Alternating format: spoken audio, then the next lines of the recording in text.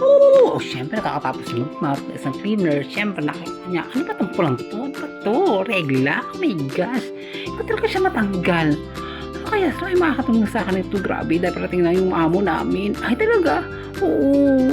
Ako na. Oh, yan. Ganito kasi, te. Kailangan mo kasi kuskusin ka ng alcohol with acid. O, syempre, yung parang downy. O, yung parang may medya. Syempre, yung lasang sunrocks. O, diba? O, natanggal ka agad. Ay, thank you po, ma. Natanggal na. Thank you naman. Ay, ang sarap talagang tumulong. Ay, naku, ganyan. Ay, naku. Hello? Oh, ano nangyari? Ay, ma, pwede ba umuwi ako? Kasi po, meron daw ko niyang anak ko. Masaktan dyan. Nilaleglan siya. Ay, naku, lahat ng tayo nag-interview. Gumabi na, pero naroon pa rin siya. Tapos na po interview? Oo, nag-uwian na lahat.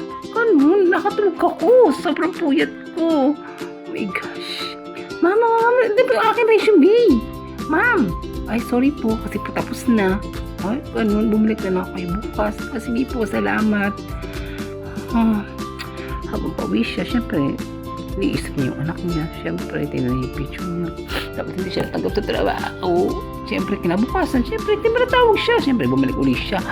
Laking gulat niya kasi hindi niya alam yung cleaner pala. Siya may-ari ng kumpanya.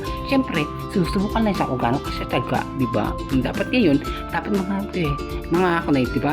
Dapat, magtsaga tayo, manin yun, di ba?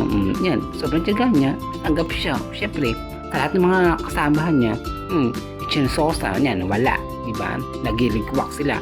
Sobrang arte. O ngayon, tinanggap niya ng chairwoman, di ba? O ganyan, dapat ng kwento.